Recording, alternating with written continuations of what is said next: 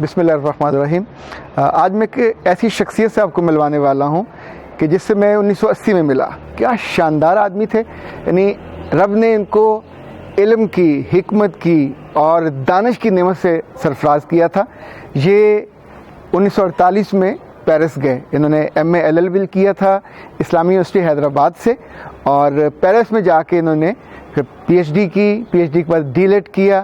اور یہ وہ خوش قسمت آدمی تھے کہ انہوں نے سارابون یونیورسٹی پیرس میں جب پی ایچ ڈی کی تو ان کو صرف 11 ماہ کے عرصے میں پی ایچ ڈی کی ڈگری دی گئی۔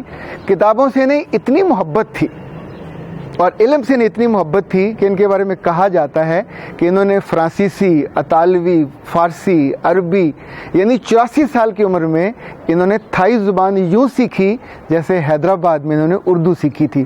نام ان کا ہے ڈاکٹر محمد حمید اللہ صاحب، اور میں نے اپنی جو نئی آنے والی کتاب ہے کتاب سے ہے زندگی، اس کا انتصاب بھی ان کے نام کیا ہے۔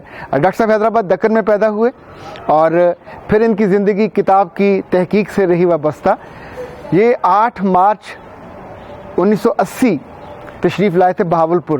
یہ وہ زمانہ تھا جب میں فرسٹ ایئر میں پڑھتا تھا، اور اسلامی یونیورسٹی بہاولپور میں جو 15ویں صدی کا پہلا یوں سمجھیں کہ پروگرام ہوا، وہ ڈاکٹر صاحب کے 12 لیکچرز تھے، 2 ہفتے کا پروگرام تھا۔ کیا عمدہ لیکچرز تھے، کیا شاندار۔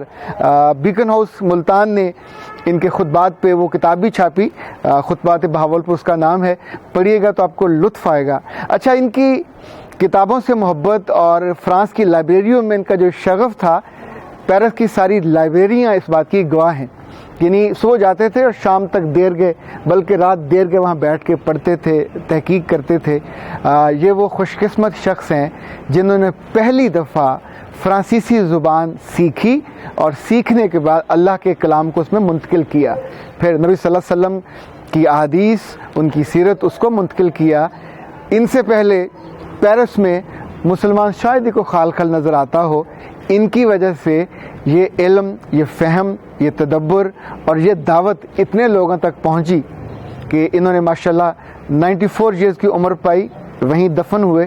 جنرل ضیاء الحق مرحوم کے بارے میں کہا جاتا ہے کہ جب وہ صدر تھے تو وہ ان کے بہت قائل تھے، اور ان سے ملنے وہ پیرس گئے۔ تو جب ملاقات ہوئی تو ہی واز سو سمپل۔ انہوں نے پوچھا، ڈاکٹر صاحب میں آپ کے لیے کیا کر سکتا ہوں؟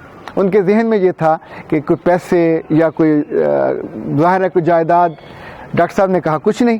انہوں نے پھر کہا کہ آپ اکیلے رہتے ہیں، شادی بھی آپ نے نہیں کی، تو اگر آپ مناسب سمجھیں تو ایک سرکاری ملازم میں آپ کو دے دیتا ہوں جو آپ کے لیے کھانا پکائے، آپ کی خدمت کرے۔ تو ڈاکٹر صاحب نے ایک لمحے کا توقف کیا اور کہا کہ میری زندگی کا معمول تو طے ہے، صبح اٹھتا ہوں، چند سلائس ناشتہ کرتا ہوں، پھر لائبریری آ جاتا ہوں۔ اگر آپ نے وہ مجھے ملازم دے دیا تو مجھے اس کے کھانے کی فکر کرنی پڑے گی، اس کے پہننے کی فکر کرنی پڑے گی، اس کے سونے کی فکر کرنی پڑے گی، تو مجھے اسے معاف رکھیے۔ اہل دانش، رب جن کو عزت دیتا ہے وہ اسی طرح کے بڑے لوگ ہوتے ہیں، اور مجھے لگتا یہ ہے کہ آنے والے 94 سال ان کو اور ان کے کام کو، ان کی تحقیق کو نہ صرف محبت سے دیکھیں گے، یاد رکھیں گے۔ 1908 میں پیدا ہوئے، 2002 میں یہ فوت ہوئے، اور اتنی طویل عمر کا شاید ایک ایک پل انہوں نے علم کی خدمت، تحقیق اور جستجو میں صرف کیا۔ اللہ ان کے درجات کو بلند کرے اور انہیں اپنے ہاں بہت اعلیٰ درجات دے۔